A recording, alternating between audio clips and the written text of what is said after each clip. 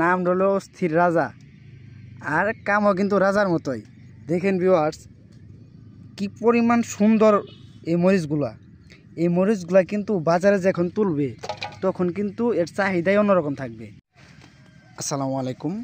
দোকানে যাওয়ার উদ্দেশ্যে বাড়ি থেকে বের হয়েছিলাম, কিন্তু হঠাৎ আমাদের যে মরিচের টাল আছে তার পাশ দিয়ে আমি যাচ্ছিলাম।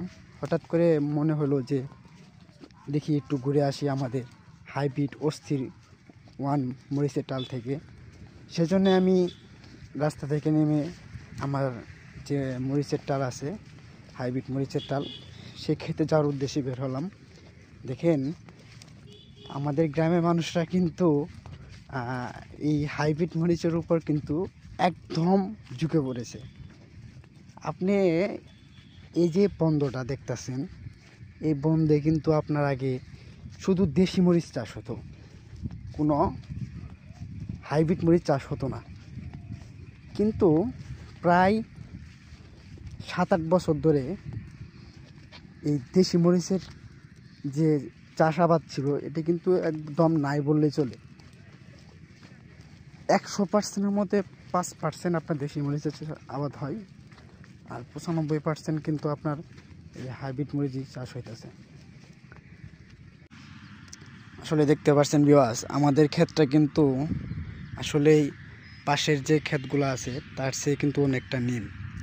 এই নিম হওয়ার কারণ হলো আমরা ঠিকমতো কিন্তু এই ক্ষেতে যত্ন নিতে পারিনি।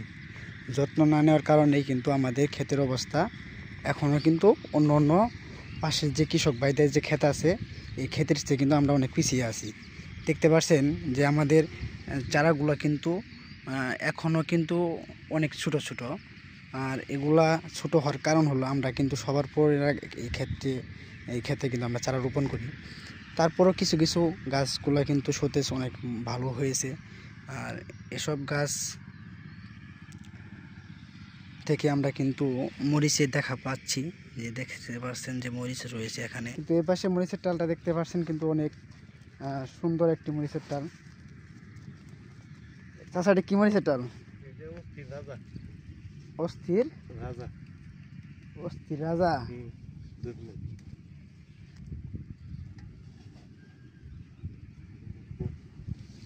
অস্থির রাজার ফলন কিরকম আছে? মোটামুটি ভালোই আছে। মোটামুটি ভালোই।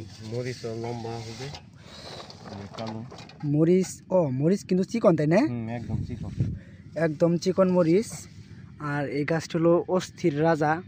আসলেই রাজার সাথে কিন্তু কাজের মিল আছে।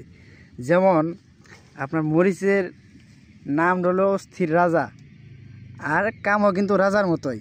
দেখেন ভিউয়ার্স, কি পরিমাণ সুন্দর এই মরিচগুলা কিন্তু বাজারে যখন তুলবে তখন কিন্তু এর চাহিদাই অন্যরকম থাকবে। আর এটি হলো আমাদের চাচা, আমাদের গ্রামের একজন সহজ সরল মানুষ। চাচা কিন্তু এই অস্থির রাজা মরিচের চাষ করেছে, আর এই মরিচটা কিন্তু মাশাআল্লাহ অনেক সুন্দর হয়েছে। দেখেন, ক্ষেতটা কিন্তু একদম ঢেকে গেছে। আলহামদুলিল্লাহ, এখান থেকে সে অনেক টাকা বেনিফিট করতে পারবে আশা করি। আল্লাহ তাআলার কাছে দোয়া করি যাতে আরও বেশি ফলন হোক। আর চাচা, এই যে গাছগুলো যে মারা গেছে এগুলোর সমস্যার সমাধান কি? এটা সমস্যা বলতে এটা একদম গোড়া থেকে মারা গেছে, মানে শিকড় পচ করা। শিকড় পচ করার কারণে এটার কোনো নাই, প্রতিকার নাই। বীজ দিলেও তাও মরা যায়। ধন্যবাদ সবাইকে।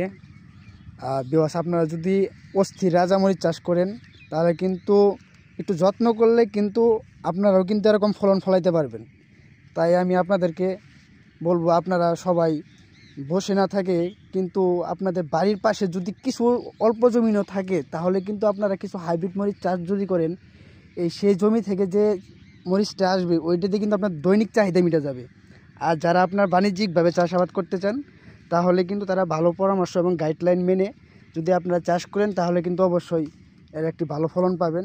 ধন্যবাদ সবাইকে, এ বলে আমি এখানে শেষ করছি। আসসালামু আলাইকুম।